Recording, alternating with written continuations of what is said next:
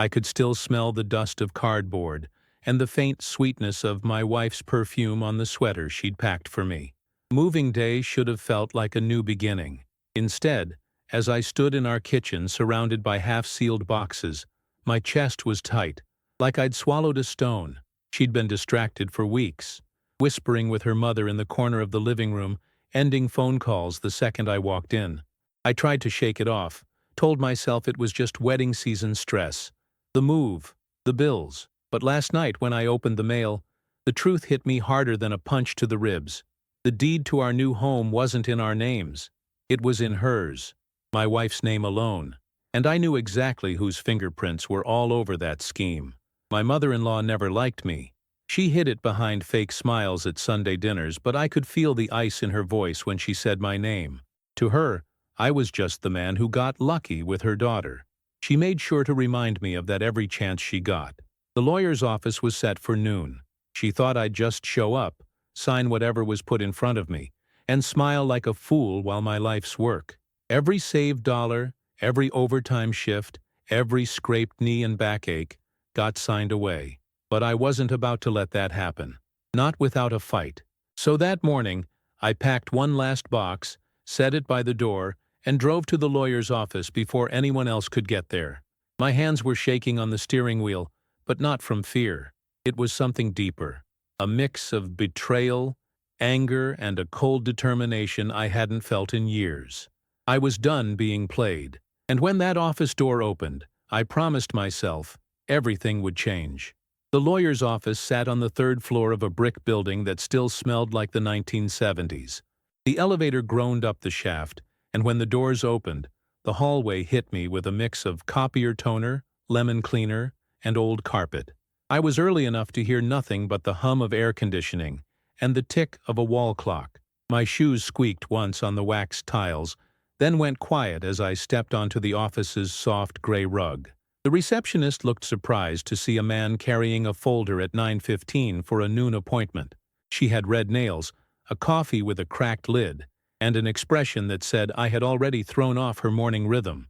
"You're early," she said. "I like reading what I'm signing," I said. "Marcus King." She flipped through a printout, found my name, and smiled in a way that didn't quite reach her eyes. "Of course, Mr. King. Mr. Halpern isn't in yet, but you can wait in the conference room." The conference room had a long cherry table polished so smooth the ceiling lights looked like a line of moons. A car alarm chirped faintly from the parking lot below. I sat in the chair at the head, the one facing the door. If I was about to be erased from my own life, I wanted to watch it try to walk in.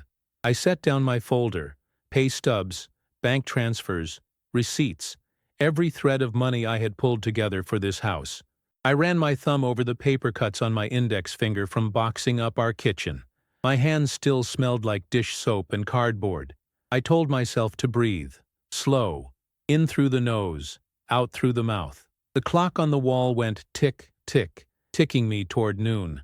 I thought about the conversations I'd let slide, the way my wife, Tiana, started calling her mother after dinner, whispering in the laundry room with the dryer door open as a sound screen, the way her mother, Loretta, had started bringing casserole over like peace offerings, watching where I put the mail key. Little things, small chips, the kind you ignore because love makes you want to believe people are better than they are. My phone buzzed. A text from Tiana. "On my way. Traffic." No heart emoji. She used to add one without thinking. I typed back, "I'm here." I wanted to write more, but I didn't trust myself not to beg or accuse. Both felt like losing. I stood and looked out the window. The morning sun bounced off car hoods like flicked coins. Across the street, a barber shop opened its door. A man swept hair from last night, tiny clippings like peppers spilled across tile. I imagined the first time Tiana touched my hair, her laugh when I told her I was tender-headed. We'd built a rhythm, a private language of glances and soft jabs and Sunday pancakes.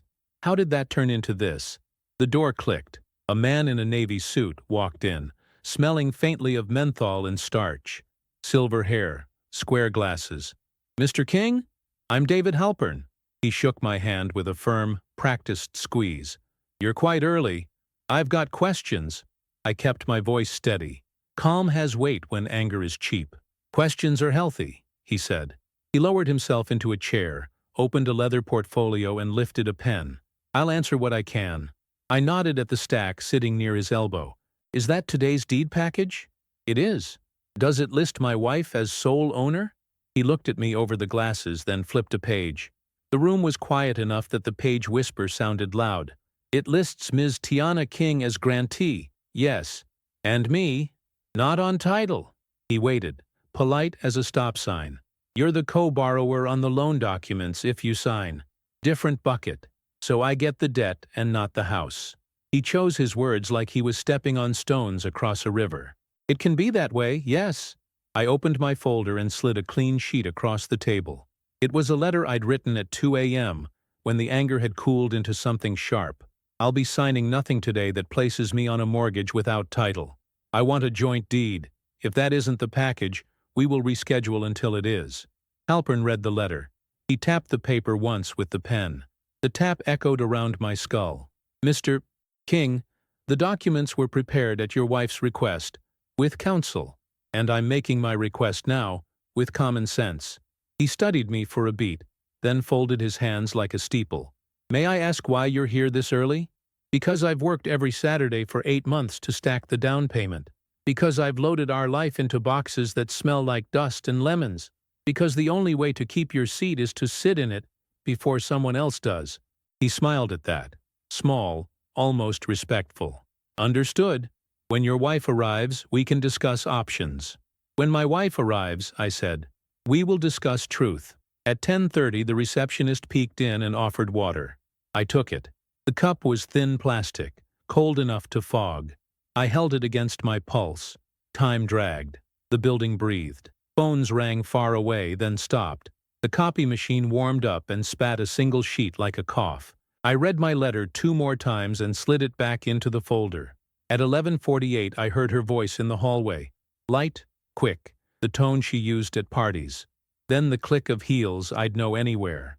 Another voice followed, sweeter and sharper at once, like a lemon wedge dipped in sugar. Loretta. I gripped the arms of the chair, felt the polish under my fingers, and set my face. The door handle turned. The smell of Tiana's vanilla lotion hit first, the scent I used to pull into my chest when sleep wouldn't come. Behind it, Loretta's perfume, expensive and aggressive, like a handshake that went on too long. They stepped in, surprised to see me at the head. I didn't stand. Morning, I said. Let's put everything on the table. Tiana froze in the doorway, her hand still resting on the handle. Her eyes darted from me to the lawyer, and finally to the folder in front of me. She didn't say a word. Loretta, on the other hand, smiled wide like she was walking into a surprise party she had planned herself. Well, isn't this cozy? She said, her voice smooth but edged. Marcus, we didn't expect you so early. I leaned back in the chair, trying to keep my pulse from jumping out of my throat. I figured since my name's on the loan, I should probably see what I'm signing. Tiana moved slowly to the seat across from me. She tucked a curl behind her ear, the way she always did when she was nervous. Her hands trembled just enough for me to notice. Loretta slid into the chair beside her daughter like a bodyguard taking position. Mr. Halpern cleared his throat. We have some concerns raised by Mr. King. He would like the deed to reflect joint ownership rather than sole ownership under Ms. King. The air in the room shifted. Tiana's shoulders stiffened, and Loretta's smile dropped just a notch. That's unnecessary, Loretta said quickly, her nails clicking on the table as she tapped. This is protection. It keeps things simple. If, God forbid, something happens, the property stays in the family. I locked eyes with her. I am the family. The words landed heavier than I expected. Even Halpern looked up from his papers. Tiana finally spoke, her voice soft, almost pleading. Marcus, it's just paperwork. Nothing changes between us. Nothing changes, I asked. I pulled out my folder and laid down the receipts, the bank transfers, the overtime pay stubs. This is my sweat on those walls we're moving into. Every dollar that came out of my pocket belongs to us. Not just you. Not just your mother's idea of what's safe. Us. She flinched, but she still wouldn't meet my eyes. Loretta leaned closer to her. Sweetheart, you don't have to explain. He's making this about ego. Men always do. That lit something hot in my chest. I spoke slower, deeper, so they'd feel the weight of each word. This isn't ego. This is respect. Respect for the man who built the foundation of this house. Respect for the marriage you claim to honor. Tiana finally looked up at me.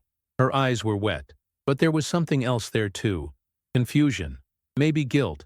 She opened her mouth, closed it, then whispered, "Mom said it was for the best. She said it keeps us safe." "And do you believe that?" I asked. The silence stretched long enough for the hum of the air conditioner to sound like thunder. Loretta broke it with a sharp laugh. "Marcus, you're overreacting. You want your name on the deed? Fine. But don't twist this into some betrayal. I'm protecting my daughter from the statistics. Men walk out. Men change. At least this way she won't lose her home." I leaned forward, my fists pressing against the smooth table. "I'm not some statistic. I've stood by your daughter through layoffs, through car breakdowns, through nights when we didn't know if the lights would stay on. I'm still here. If you can't see that, that's on you. But she damn well better see it." Tiana's breath hitched. She turned to Loretta, and for the first time since they walked in, she didn't look like a shadow. "Mom," she said quietly, "can you step outside for a minute?" Loretta's smile vanished. "Excuse me? Please." Tiana's voice was firmer this time. "Just give me a minute with my husband." Halpern raised his eyebrows but stayed silent. Loretta stood slowly, her heels clicking like gunshots on the floor. She leaned down, whispered something into Tiana's ear, and then walked out without looking at me. The door shut with a soft thud. Now it was just me and her. My wife, the woman I built dreams with. I reached across the table, palms open. "Tiana, this is our chance to choose us. Not her, not fear. Just us." Her eyes searched mine, trembling like she was standing on a ledge, not sure if she could jump. She put her hand halfway to mine, then stopped, fingers curling back. "Marcus," she whispered, "what if I already signed something?" My chest went cold. The room tilted just slightly. "What did you sign?" I asked. Her lips parted, but no words came out. Her words hung in the air like smoke I couldn't wave away. "What if I already signed something?" I sat back in the chair, fighting the urge to slam my fist on the table. Instead, I let silence do the work. Silence has teeth. It makes people confess things they didn't plan to. Tiana fidgeted, her eyes darting toward the folder in front of Halpern, then back to me. She chewed her lip like she used to when she was studying for finals in college. But this wasn't about exams. This was about the house, about the foundation of our life together. Finally, she whispered, "Mom told me it was just preliminary paperwork, that it was faster this way, and once we settled, we could always add your name later. She said it was common practice." Halpern adjusted his glasses, shifting uncomfortably. "Mrs. King," he said carefully, "that's not exactly accurate. Adding someone to a deed later involves a new filing, and in some cases additional tax burdens. It's not impossible, but it's not seamless." I kept my eyes on Tiana. "So you trusted her over me?" Her head dropped. She didn't deny it. A dull ringing filled my ears, not from anger alone but from the weight of betrayal. I thought about every night I'd dragged myself home after 12-hour shifts, smelling like steel and sweat, just to hand her my paycheck with a smile. I thought about how we'd talked about kids someday, a backyard with a swing set, maybe a dog, dreams built on trust. Now it felt like someone had pulled the floor out from under me. I pushed my chair back and stood, pacing toward the window. The glass was cool against my palm. Cars rolled past below. People living their lives without knowing mine was cracking apart in this conference room. "Tiana," I said, my voice low, "do you even realize what this means? If something happens between us, if something happens to me, I have no claim. I'd be a tenant in my own home." She swallowed hard, her voice breaking. "I didn't think of it like that." "Nah, that's because you let your mother do the thinking for you." Her shoulders slumped. She looked small in the chair, but I couldn't let pity soften me. "Not yet." I turned to Halpern. "What's the status of that signed paperwork?" He hesitated, then flipped through his folder. The shuffle of paper was loud, each sheet a drumbeat in my chest. He pulled out a document, tapped it with his pen. "Your wife did sign a preliminary deed transfer. However," He raised a hand when he saw my jaw tighten. It has not been recorded with the county yet. There is still room to amend. Relief didn't come. Not yet, but it cracked open the door. I walked back to the table, leaned both hands on the polished wood, and looked straight at Tiana. So here's where we are. You can choose to stand with me, and we put both our names on this house, or you can stand with her, and I walk away from this deal. I won't sign a loan that chains me without giving me a key. Her eyes filled again, tears glistening under the fluorescent light. Marcus, I didn't mean to hurt you. Intent doesn't erase impact, I said. I need to know where you stand. Right now. The door opened before she could answer. Loretta walked back in, her smile gone, her eyes sharp as blades. She looked at the papers on the table, then at me. Well?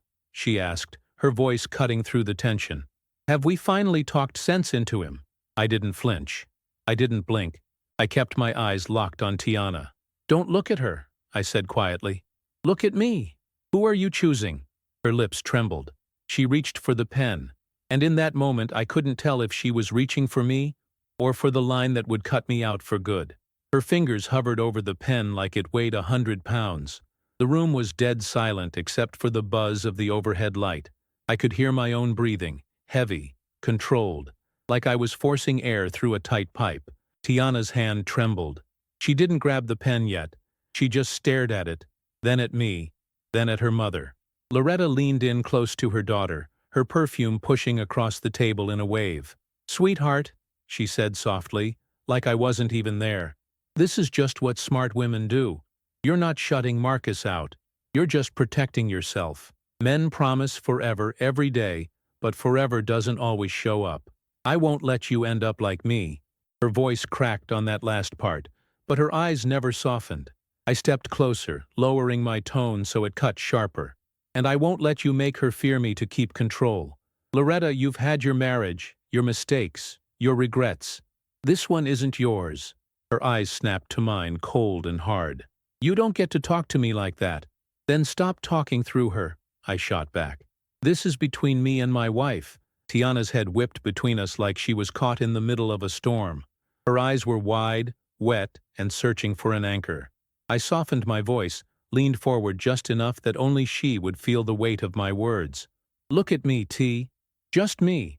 This house isn't bricks and drywall. It's our life. I'm not signing debt without dignity.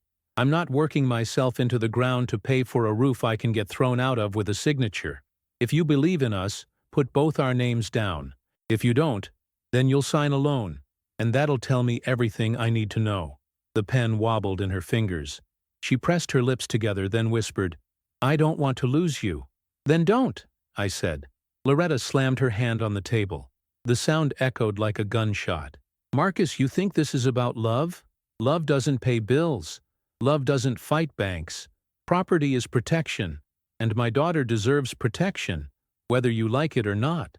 I didn't raise my voice. I let it drop, low and certain. I am her protection, and you don't get to erase me with ink. Halpern finally spoke up, his lawyer voice calm but firm. If I may, there's nothing legally binding yet. Mrs. King, if you wish to amend the deed, we can draw up a joint title before recording. But that requires both of you to agree.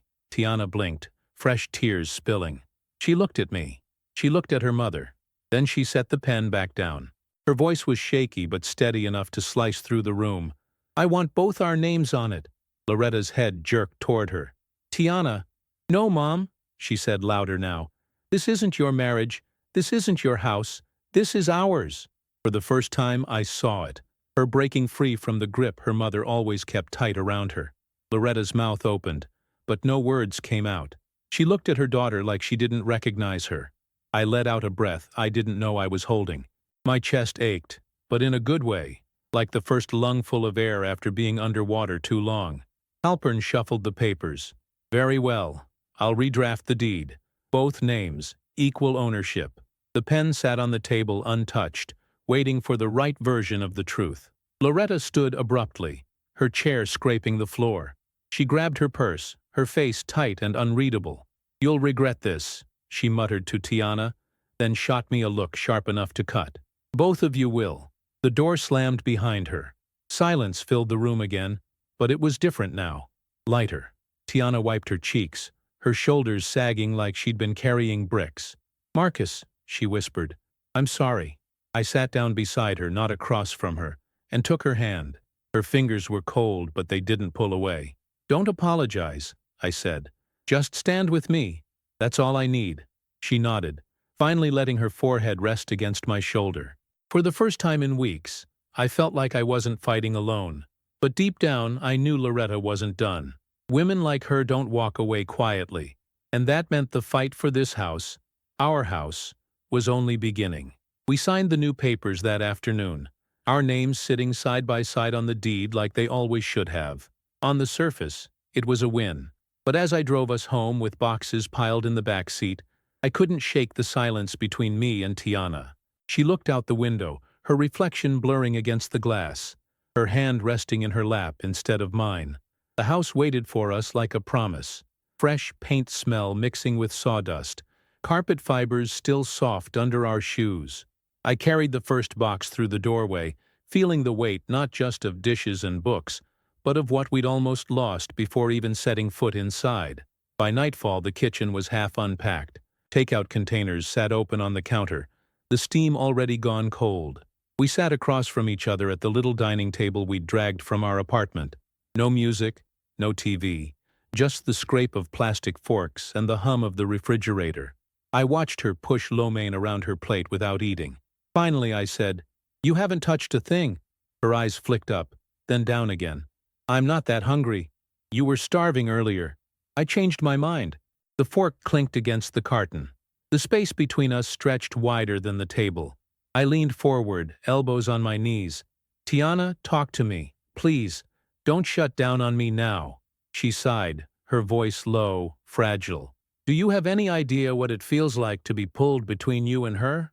My whole life, my mom's been the one keeping me safe. When Dad left, she was the one who worked 2 jobs, the one who held everything together. I trust you, Marcus, I do. But she's been my anchor since I was a kid. And today, I had to choose between the 2 people I love most." Her words stung, not because I didn't understand, but because I did. I knew what it was like to cling to the person who stood when everyone else walked away. I softened my tone. "I'm not asking you to stop loving her. I'm asking you not to let her run our life. There's a difference." She finally met my eyes. Her lashes were wet, her face tired. "And what if I'm not strong enough to keep her out?" I reached across the table, took her hand in mine. "Then lean on me. That's why I'm here. That's what marriage is supposed to be." For a long moment, she didn't say anything. Then she squeezed my hand just once and whispered, "Okay." The next day, Loretta didn't call. She didn't text. The silence from her was louder than words. By the weekend, Tiana suggested inviting her over for dinner. "She's still my mom," she said. "We can't just cut her off." I didn't argue. I knew this fight wasn't about one dinner. It was about setting boundaries. So I grilled chicken in the backyard, the smell of smoke and seasoning clinging to my shirt. Tiana set the table, lit a candle, even pulled out the wine glasses we'd gotten as a wedding gift. But when the doorbell finally rang, the air shifted. Loretta walked in carrying nothing but her purse, her face unreadable. No casserole, no smile. Just cool eyes scanning the house like she was measuring it for herself. Dinner started civil. Polite small talk, tight smiles. But halfway through the meal, Loretta set down her fork with a deliberate clink. "I hope you know," she said, looking straight at me, "that my daughter will always come first. Paperwork doesn't change that." The chicken in my mouth turned dry. I chewed, swallowed, and set down my fork just as carefully. "Tiana isn't a child anymore," I said. "She doesn't need choosing. She needs partnership. And that's what she has with me." Tiana's breath caught, and I saw her fingers twitch under the table like she wanted to reach for mine but couldn't. Loretta leaned back, arms crossed. "We'll see how long that lasts." The rest of dinner was quiet, tension hanging heavier than the candle smoke. When she finally left, the air in the house felt clearer, like a storm had passed, but left broken branches behind. Tiana shut the door slowly, pressing her forehead against it for a moment. "She's never going to forgive me," she whispered. I wrapped my arms around her from behind, pulling her close. She doesn't have to. You just have to live with me. In our house. That's enough. But deep down, I knew this wasn't over. Loretta wasn't the kind of woman to surrender. She was the kind to wait. By the second week in the new house, life should have started to feel normal. I should have been coming home tired from work, smelling the garlic bread Tiana always baked with spaghetti, hearing her hum off-key in the kitchen while I kicked my boots off by the door. But it wasn't normal. There was a heaviness in the air, like the walls themselves had absorbed the fight we had at the lawyer's office. Tiana was trying. She unpacked boxes, hung pictures, even planted flowers out front. But sometimes I'd catch her standing in the hallway, staring at her phone like it might bite. I didn't need to ask who she was waiting for. On a Friday evening, I pulled into the driveway after a long shift, shoulders aching, hands still smelling faintly of grease and metal. The sky was a deep orange, fading to purple, the kind of sunset that usually made me pause.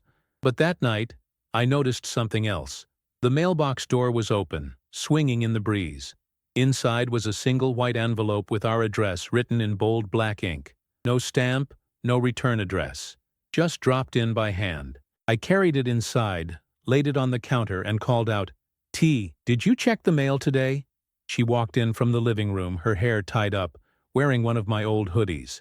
"No, why?" I slid the envelope across the counter. She froze before even touching it. She didn't need to open it to know. Neither did I. Still, I tore it open.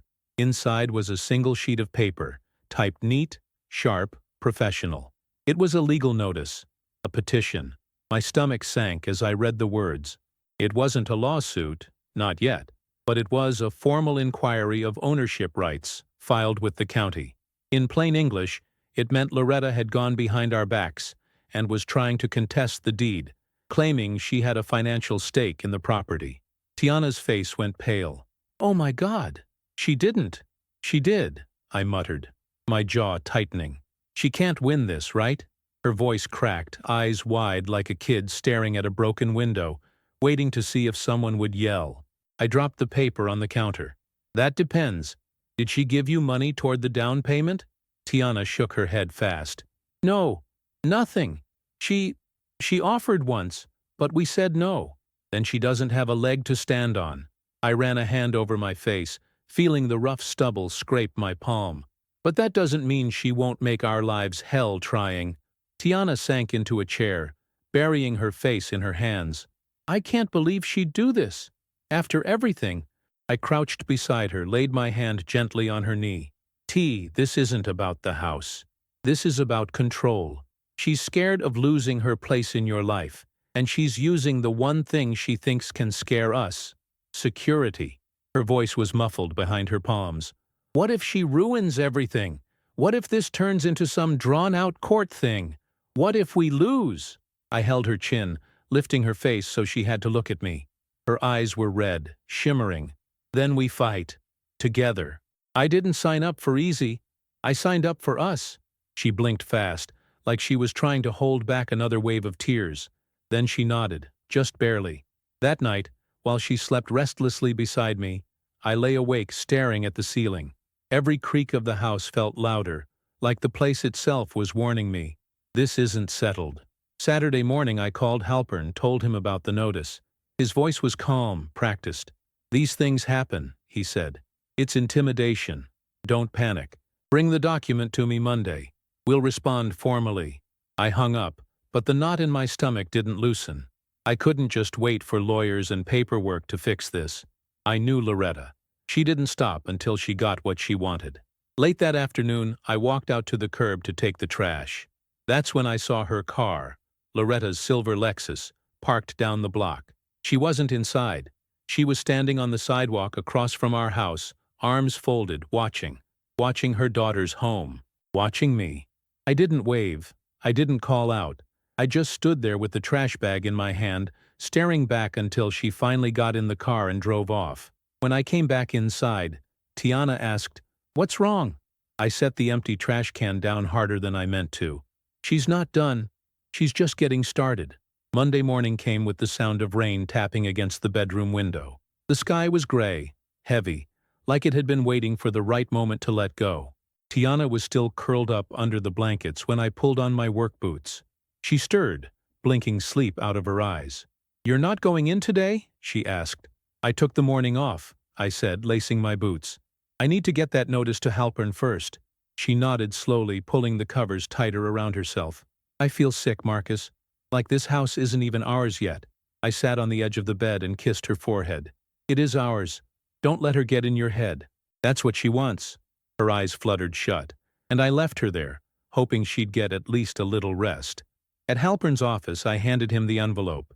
He read it carefully, his eyes narrowing behind his glasses.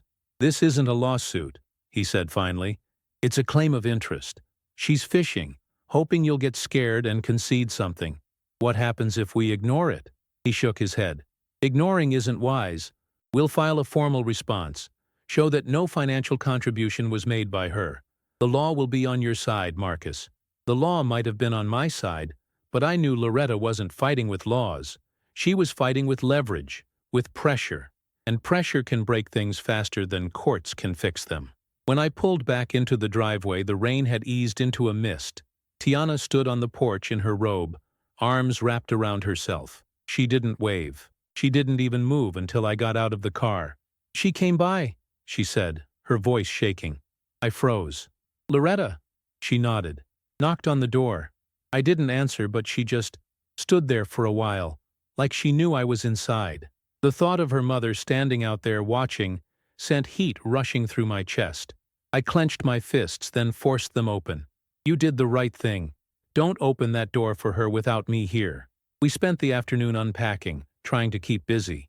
The house started looking more like ours. Our wedding picture on the mantel, my worn leather chair in the corner of the living room, her favorite candles lining the bathroom sink. But the weight of Loretta's shadow followed us from room to room. Around 6 o'clock, as I was setting up the TV, there was another knock at the door.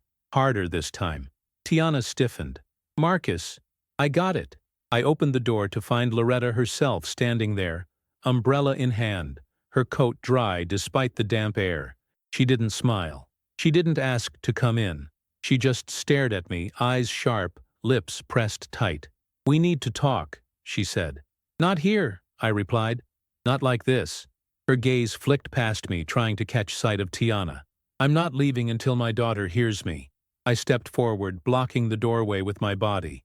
"Your daughter already heard you. She made her choice. You don't get to bully her into changing it." For a moment, neither of us moved. Rain dripped off her umbrella onto the porch, steady little splashes on the concrete. Then she leaned in just slightly, lowering her voice. "You think you've won because your name's on a piece of paper. But marriages break, Marcus. And when they do, men like you leave women like my daughter with nothing. I won't let her repeat my mistakes." I felt the anger flare, but I kept my voice low, calm, steady. "If you really cared about her, you'd let her live her own life instead of forcing her to carry yours." Her jaw clenched. She stepped back, eyes narrowing. "You'll regret shutting me out." Then she turned and walked away, her umbrella bobbing as she disappeared down the sidewalk. When I closed the door, Tiana was standing there, pale and shaking. "What did she say?" I pulled her into my arms. "Doesn't matter. What matters is she can't hurt us unless we let her." But even as I held her, I knew it wasn't true. Loretta wasn't done. The paper in Halpern's hands was proof of that. And the way she looked at me on the porch, like she wasn't just angry but planning, told me this fight was only going to get uglier. That night, lying in bed beside Tiana, I stared into the dark, listening to the house settle. Every creak sounded like footsteps. Every gust of wind against the windows felt like a warning. This wasn't just about the house anymore. This was about control, loyalty, and the space between a man and his wife that no one else should ever be allowed to stand in. And I knew Loretta was going to test every inch of it. By Tuesday, the rain had blown off and the air felt scrubbed clean. The kind of crisp morning that makes the neighborhood smell like wet bark and hot asphalt. I woke before the alarm, lay there listening to Tiana breathe, feeling the slow lift and fall of the mattress. For a few seconds it was quiet enough to pretend we were just a couple in a new house with nothing chasing us. Then my phone vibrated on the nightstand and the day snapped back into focus. A string of notifications lit the screen. Unknown number. Unknown number. Unknown number. I thumbed one open. We need to confirm homeowner for service transfer, it read. Another one. Regarding your delinquency. Another. HOA complaint received. My jaw tightened. In the kitchen, the coffee maker hissed and popped. The first sip was bitter and burnt, too long on the hot plate. I stood by the window, mug warming my hands, watching the street wake up. A kid on a scooter zipped by, hoodie up, backpack bouncing. Somewhere nearby, someone fried bacon. The smell drifted in through the screen and made my stomach growl. I wasn't hungry. Tiana padded in, eyes puffy, hair a little wild, wearing my gray sweatpants rolled at the waist. She saw my face and froze. What now? I slid the phone across the counter. Utilities, HOA, delinquency. With the cable invoice we don't even have yet. She pressed her fingers to her temples like she could rub the problem away. She's calling places, isn't she? She's calling everywhere. I took another taste of bitter coffee and set the mug down too hard. The ceramic clink echoed. This is targeted. She wants the house to feel like quicksand. We spent the next hour on the phone. Yes, I'm Marcus King, co-owner. No, we are not delinquent. We moved in last week. Yes, I can email the deed. Each call was another small fire to stomp out. By the fourth hold music loop, tinny saxophone through a cheap speaker, my patience felt like a frayed wire. The HOA call was the worst. A man named Brad with a smile you could hear. We received a concern from a resident about a non-compliant vehicle. I parked my truck in the driveway, I said. It's registered. No leaks. Unfortunately, utility trucks aren't permitted overnight. It's not a utility truck, it's a work truck. Same thing, sir. I pinched the bridge of my nose. Can you send me the policy in writing? And the complaint, with name. We keep complainants anonymous, Brad chirped. I stared through the window at the purple bruise of dawn easing off the roofs. Of course you do. When I hung up, Tiana was already typing an email to Halpern, attaching scans of the deed, the HOA bylaws, the utility notices. Her fingers trembled on the keys, but her jaw was set, a look I recognized from the day she defended her thesis while running a low-grade fever. She didn't wait for permission to be strong. She just put both feet on the ground and stood. I'm calling her, she said. No, I said, too fast. She blinked. I softened my voice. Not yet. Right now she wants your attention more than the truth. That's the leverage. We stop giving it. She swallowed, nodded. So what do? We draw lines. I pulled a notepad from the junk drawer and wrote while the pen dug grooves into the cheap paper. 1. All communication goes through Halpern. 2. We document everything. 3. Doorbell camera today. 4. We don't answer the door unless we're both here. And 5? She asked. I looked at her hand on the counter. Small, knuckles soft, the ring catching light. I put my hand over hers, palm warm against her skin. 5. We choose us. Every time. Even when it's messy. She nodded again, a little stronger. At lunch, I drove to the big box store and grabbed a doorbell cam, extra motion lights, a stack of clear bins to turn our paper pile into evidence. The store smelled like rubber and cut lumber. A kid in a red vest asked if I needed help, and I said, I need something that makes people think twice before ringing my door. He laughed like it was a joke. It wasn't. Back home, I drilled the plate into the brick.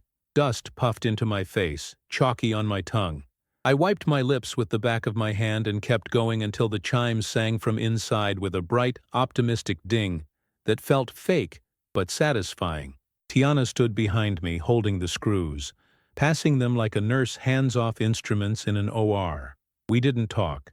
We didn't have to. The rhythm was back. Small acts, shared. By dusk, the house looked different. Not safer exactly, but claimed. The motion lights flared when a cat cut across the yard. The camera caught our own faces in a distorted fisheye as we tested it, laughing for the first time in days at how ridiculous our noses looked. I made pasta, heavy on the garlic, and we ate it on the couch with our feet tucked under the same blanket, bowls warm in our hands. The sauce stained the corner of my mouth and she wiped it with her thumb. Tender, automatic. For a minute, the world shrank to that tiny good thing. Then the doorbell rang. We both stiffened. The new chime sounded too bright, like a sales jingle. My phone buzzed. The app sent a thumbnail still. Loretta on the porch, lips pressed in a hard line, eyes up at the camera like she was staring through it. Tiana looked at me. I shook my head. We stayed put. The bell rang again. And again. Then silence. My phone chimed.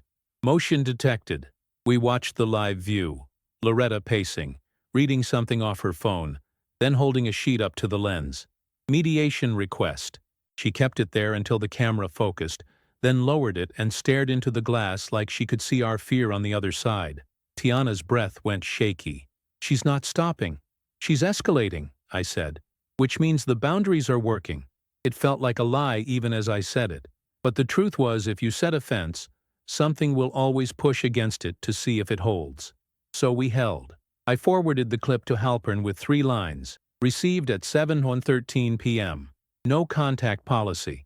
Please advise. Then I put my phone face down. We didn't answer that night. We didn't open the door. We cleaned our bowls. We brushed our teeth. We climbed into bed. Tiana lay on her side, and I pressed my chest to her back. The shape of us, a simple, old answer. Her hair smelled like coconut and rain.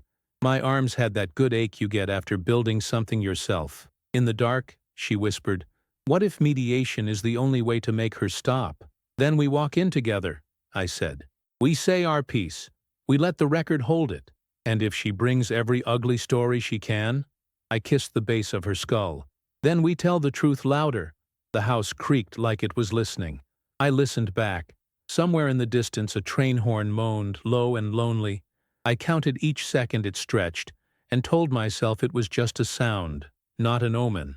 I slept with one eye open, and one hand over her hand, feeling the slow, steady pulse that reminded me why I was still here. In the morning, the doorbell camera had a new clip. 2:11 a.m. A figure stepped into the frame, quick, hood up, head down. Not Loretta. Too small. Too young. The person tucked a flyer under our mat and ghosted back into the dark. I opened the door and lifted the mat. A photocopied sheet with our address, bolded. A line of text, know who owns your street. Below it, a link, neighborhood gossip site, anonymous posts. Tiana stood behind me, her hand finding my elbow. She's recruiting an audience, I said. Or an army, she whispered. Either way, the line was drawn. And this time, we weren't backing up to make room. The flyer was the first shot. By Wednesday, the whispers had started. I felt it in the way Mr. Ortiz from 2 houses down avoided my eyes when I waved, in the way a mom walking her dog tugged the leash tighter when she passed our driveway. By Friday, it wasn't just avoidance. It was stares. Stares that carried judgment I hadn't earned. At first, I didn't tell Tiana. She had enough on her plate. But then the HOA newsletter hit our inbox, subject line, Community Concerns.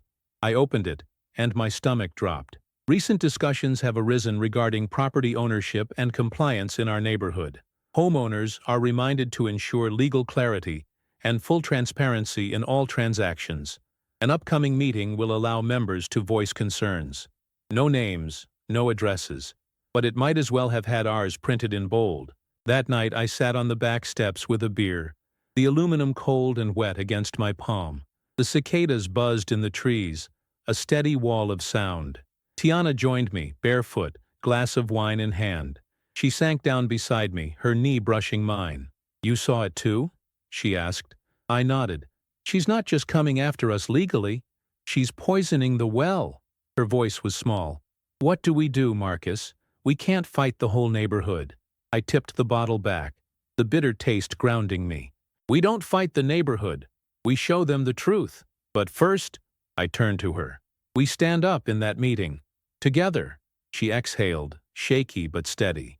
Together. The meeting was scheduled for Tuesday evening in the community center.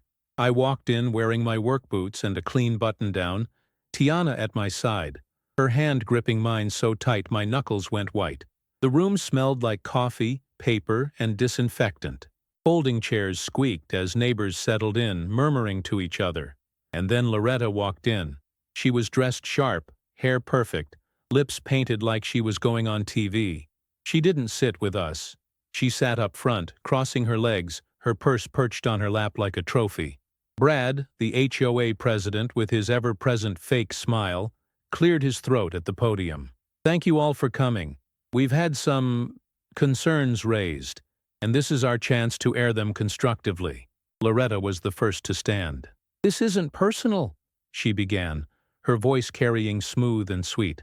This is about responsibility. My daughter deserves security. I've seen too many women left with nothing because their husbands thought words were stronger than paper. A few people nodded. Others shifted uncomfortably. I stood slowly, feeling the eyes turn toward me. My voice didn't need volume. It needed weight. With all respect, this is personal. She's not talking about women in general. She's talking about my wife, about me, about our house. I paused, let the silence hold. We bought that home with money I earned, with savings we built together. Every paper, every receipt, every signature, ours, not hers. And if you think this is about HOA bylaws or property rules, it's not. This is about control. Loretta's smile tightened. So you admit it. You're trying to control her. The room shifted. A few gasps, a few whispers. I turned to Tiana. Tell them, I said softly. She stood, her knees shaking but her chin high. My husband isn't controlling me. He's fighting for me. For us. I let my mom's fears get in my head. But that house? It's ours. And I'm standing with him. Her voice cracked on the last word, but it landed strong. Loretta's face hardened, the mask slipping. You'll regret this, Tiana. No, Tiana said louder now. I regret letting you drive a wedge between us. That ends today. The room erupted. Some murmurs of support, some disapproval, but the tide had shifted. The story wasn't hers anymore. When the meeting ended, Loretta swept out without a word. Neighbors approached us quietly, shaking hands, patting shoulders, murmuring things like, "Took courage?" and "Glad you spoke up." On the drive home, Tiana leaned her head against the window, tears streaking her cheeks. I feel like I just jumped off a cliff. I reached across the console, laced my fingers through hers. Then we're falling together. But deep down, I knew Loretta wasn't done. People like her don't stop when they lose the crowd. They regroup. They come back harder. And the next time, she wouldn't come with whispers. She'd come with fire. It happened 2 nights after the HOA meeting. We were finally starting to breathe again. The neighborhood gossip had cooled. The side eyes had softened. And for the first time in weeks, Tiana and I had laughed, really laughed, while unpacking old photos. We'd sat cross-legged on the living room floor, flipping through albums, teasing each other about hairstyles and clothes we should have left in the past. That night, we fell asleep tangled together on the couch, the TV flickering soft blue light across our faces. The sound that woke me wasn't a knock. It wasn't even the chime of the new doorbell. It was the faint crackle of something unnatural. At first, I thought it was rain again, but when I sat up, the smell hit me. Acrid, sharp, smoke. I bolted upright. "Tea!" Her eyes shot open, wide and panicked. She coughed before she could even speak. I ran to the window. Orange flickered against the glass. I yanked the curtain back and saw it. Flames licking up the side of our trash bin. Fire climbing fast toward the wooden fence. "Call 911!" I barked, already sprinting for the back door. The night air slapped me cold, but the heat from the fire bit back just as hard. My chest tightened as I dragged the garden hose across the yard, fingers fumbling on the nozzle. Water blasted out, hissing as it hit the flames, smoke billowing up in gray clouds that stung my eyes. Tiana's voice carried through the kitchen window. "They're sending a truck! Marcus, be careful!" I kept spraying back and forth, the smell of melting plastic filling my throat until I gagged. Neighbors started stepping out onto porches, phones in hand, voices cutting through the dark. The fire shrank, then flared again, stubborn, before finally hissing down to blackened, smoking rubble. By the time the fire department rolled up, lights flashing red across every house on the street, it was mostly out. A firefighter in heavy gear clapped me on the shoulder. "Good work getting on it early. Could have spread fast." I nodded, chest heaving, shirt soaked from both sweat and hose spray. "Someone said it," I said flatly. He glanced at the charred bin, the faint chemical smell still hanging. "Wouldn't be surprised. We'll file a report." Tiana came out, wrapping her arms around me so tight it hurt. She was shaking, her face buried against my chest. "What if you hadn't woken up?" she whispered. "I did," I said, though the thought of what could have happened clawed at the back of my mind. When the trucks finally pulled away, neighbors lingered, their whispers chasing us as we went back inside. I knew what they were thinking. Who would set a fire like that? And I knew exactly who I thought it was. Inside, Tiana sank onto the couch, still trembling. I knelt in front of her, holding her hands. "T, listen to me. This isn't just harassment anymore. This is dangerous." Her eyes were wide, wet. "You think she—" "I don't know," I cut in, not wanting to say Loretta's name out loud in that moment. "But whoever it was, they wanted to scare us. Maybe worse." She covered her mouth with both hands, her breath shaky. "Oh my God, Marcus. If that had reached the house—" I grabbed her wrists gently, lowering her hands so she'd see me. "It didn't. We're safe. But this changes things. We need cameras on every corner, locks checked twice, maybe even talk to the cops about a restraining order." She swallowed hard, nodded. "What if she denies it?" "She will," I said. "People like her always do. But denial doesn't erase the truth." We sat there until the sky began to lighten, smoke still lingering in the yard like a ghost that refused to leave. I held her as the first birds began to sing, and I made a promise to myself, louder than any I'd spoken in that lawyer's office, sharper than any vow I'd made at the altar. No matter how far Loretta pushed this, no matter how ugly it got, she wasn't going to break us. Not with words, not with whispers, not even with fire. The fire left its mark, even after the last ember died. The yard smelled like burned rubber and wet ash for days, every breeze carrying the reminder that someone had crossed a line. The black streaks up the fence stood out like scars, and the trash bin was nothing but a warped, melted shape. Saturday morning, a police cruiser rolled into the driveway. The officer who stepped out was young, maybe mid-30s, white shirt sleeves rolled up, notepad already in hand. He introduced himself as Officer Daniels, his tone clipped but polite. "Mr. and Mrs. King," he said, nodding at both of us. "I'm following up on the incident." We led him out back. Daniels crouched by the charred mess, poking with a gloved hand, sniffing the air like he could still read the smoke. "Looks intentional," he said. "Accelerant of some kind. Probably lighter fluid. Someone wanted this to go up quick." Tiana hugged herself, her face pale. "Could it have been kids? Like a prank?" He stood, brushing off his hands. "Possible. But it's not typical. Too clean. Too focused. And your camera doesn't cover this angle?" "Not yet," I said. "Got the front, not the back." He nodded. "Expand coverage. I'll request doorbell footage from neighbors, but don't get your hopes up. People don't always cooperate when it's not their problem." Then he flipped open his pad. "Anyone you suspect?" I hesitated, jaw tight. Tiana's eyes flicked to mine, silently begging me not to say it. But I did. "Her mother, Loretta Bennett." Daniels raised a brow, scribbled the name. "Reason? She's been escalating. Legal claims, showing up at our door, passing out flyers in the neighborhood. We had an HOA meeting Tuesday. She tried to turn the community against us." He didn't react, just wrote it down. "Any witnesses to place her here that night?" "No," I admitted. "But she's the only one with motive." Tiana's voice cracked. "She wouldn't set a fire. She wouldn't risk—" She stopped, unable to finish. Daniels looked at her, then back at me. "We'll investigate.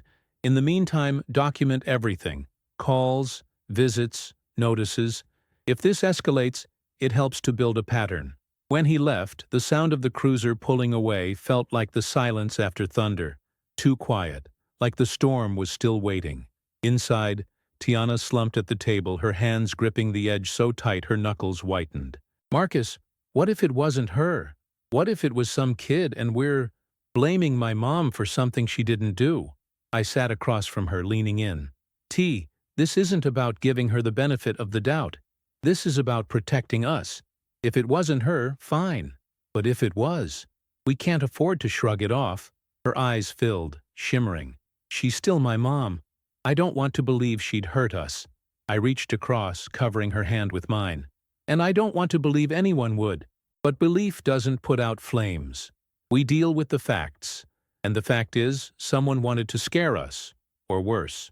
She nodded, but her shoulders sagged like she was carrying a weight she couldn't set down. That night I installed 2 more cameras, one facing the backyard, another angled toward the alley. My hands stung from scraping against brick, sweat dripping into my eyes, but I didn't stop until the red recording light blinked steady. Later, as we lay in bed, the house creaked with its usual noises, the hum of the fridge, the tick of pipes, but every sound felt magnified. I stared at the ceiling, listening, waiting. At 2:17 a.m., my phone buzzed on the nightstand. Motion alert. I slid out of bed, heart pounding, and opened the app. A grainy figure moved in the alley, hooded, quick. Not Loretta, not a neighbor I recognized. The person paused by our fence, crouched, then darted off. Tiana stirred. "What is it?" "Nothing," I lied, watching the empty frame where the figure had been. But deep down, I knew it wasn't nothing. The fire hadn't been random. The visit wasn't coincidence. And Loretta, guilty or not, had opened the door wide enough for the shadows to step in. The morning after the alley footage, I didn't tell Tiana what I saw. Not yet. She was already stretched thin, and her eyes had that glassy look of someone trying not to break. Instead, I emailed the clip to Officer Daniels. Subject line simple. "Suspicious activity, 2:17 a.m. He responded an hour later. "We'll log it. No ID yet." That was it. No promises, no urgency. Just a box, checked on a form. By noon, the day had tilted again. It started with a knock at the door. Hard, deliberate. When I opened it, a man in a gray suit stood there holding a thick envelope. He had a face so blank it looked printed. "Service of process for Marcus and Tiana King," he said flatly, handing me the packet before turning and walking back to his car without another word. I tore it open right there in the doorway. My throat went dry. It was a lawsuit, filed by Loretta Bennett, claiming financial contribution and ownership interest in our property. She wasn't just whispering anymore. She was dragging us into court. Tiana read over my shoulder, her hand flying to her mouth. She's suing us?" I dropped the papers onto the table, the weight of them thudding like a hammer. "Not us. You. She's listed herself as co-owner with you, saying I don't belong on the title at all." Tiana staggered back, her face pale. No, I didn't. Marcus, I never—" "I know." My voice was sharp, then softened when I saw her flinch. "I know you didn't, but she's painting it that way." We sat in silence, the legalese staring up at us from the table like poison. That afternoon we were in Halpern's office again, the papers spread out under the fluorescent lights. He read quickly, tapping his pen against the margin. "She's alleging she provided funds toward the down payment, which would give her equitable interest." "That's a lie," I snapped. "Yes," he said calmly, "but lies can still cause damage.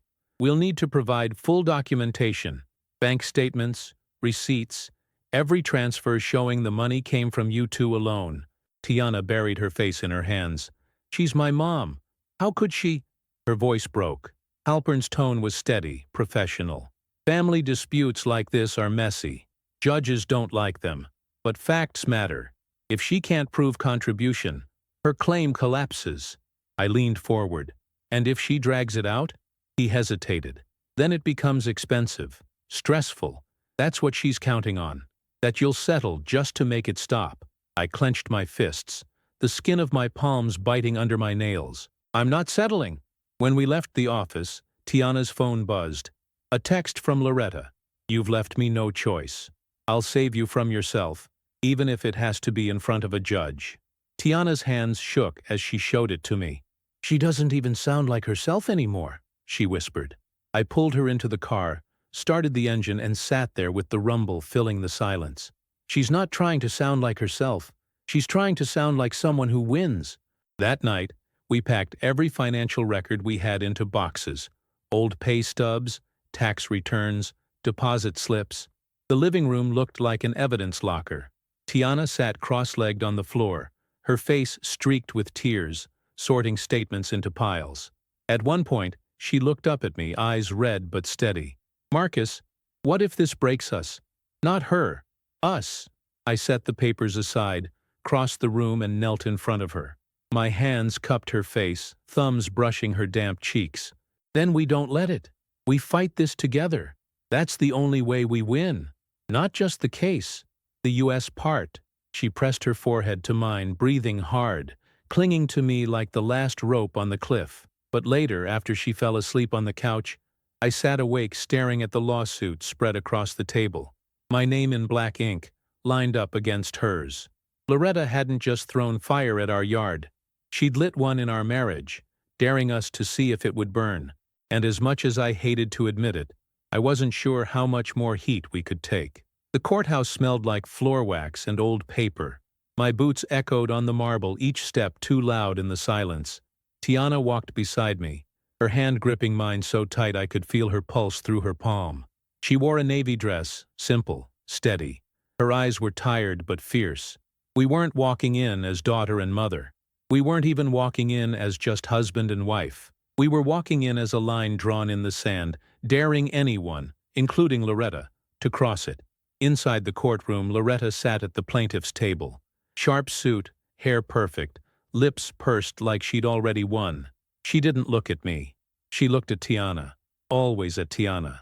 Like I wasn't even there. Halpern laid our folders on the defense table. "Remember," he murmured, "calm, factual, united. Let the paper do the talking." When the judge entered, everyone rose. My chest tightened, the air heavy. Loretta's attorney opened with a speech about protecting her daughter's future, about how she had contributed funds and guidance toward the purchase of the property. He painted her as the savior, the wise elder ensuring her daughter wasn't left vulnerable to an unstable marriage. Every word was polished, practiced. Then it was our turn. Halpern stood. "Your Honor, we have bank statements, deposit records, and notarized contracts showing the sole contributors to this property purchase were Marcus and Tiana King. No funds, no transfers, no agreements from Mrs. Bennett. This case is not about financial interest. It's about control." The judge leaned forward. "Control?" Halpern nodded. "Yes, Your Honor. Control masked as protection. My clients are here not because of money exchanged, but because of a mother's unwillingness to release her daughter into her own life." Loretta's jaw tightened. Her eyes finally snapped to me, sharp as knives. Then the judge called witnesses. Loretta took the stand. Her voice was soft, carefully trembling. "I only wanted my daughter to be safe. Men leave. Husbands change. I didn't want her to lose everything the way I did." The lawyer paced. "Did you contribute any funds to the purchase of this home?" Loretta hesitated, then said, "I offered." "Did you transfer any?" "No, but—" No further questions. When it was our turn, Tiana stood. Her voice shook at first, but she steadied herself, looking right at the judge. "My mother raised me after my dad left. She worked hard. She sacrificed. I'll never forget that. But she also taught me to be afraid, that love wouldn't last, that men couldn't be trusted. Marcus has never given me a reason to doubt him. This house, it's our dream, ours, and I'm choosing him. Not over her. With him." Her words filled the room with a weight no paper could match. When the judge finally ruled, it was swift. "The evidence shows no financial contribution or legal claim from the plaintiff. The deed remains as recorded, co-owned by Marcus and Tiana King. Case dismissed." The gavel hit like thunder. Loretta sat frozen, her lips parted but no words coming. Tiana reached for my hand, and for the first time in months, her grip wasn't desperate. It was certain. Outside the courthouse, the sky was bright, sharp blue, the kind that makes you squint. Reporters weren't waiting. Neighbors weren't watching. It was just us on the steps, breathing air that finally felt free. Tiana turned to me, tears in her eyes but a smile breaking through. "We won." I pulled her close, kissed her forehead. "No, we didn't break. That's the real win." That night, back at the house, we sat on the porch. 2 glasses of wine between us, the smell of barbecue drifting from a neighbor's yard. The scars on the fence were still there. The cameras still blinked red. But the house felt different, solid, ours, claimed. Loretta never came back. Maybe she was nursing her pride. Maybe she was planning her next move somewhere far away. But she didn't matter anymore. Because as the crickets sang and the night air settled around us, I knew one thing for certain. This wasn't just a house. This was the place where I took my stand, where we took our stand. And together, we won.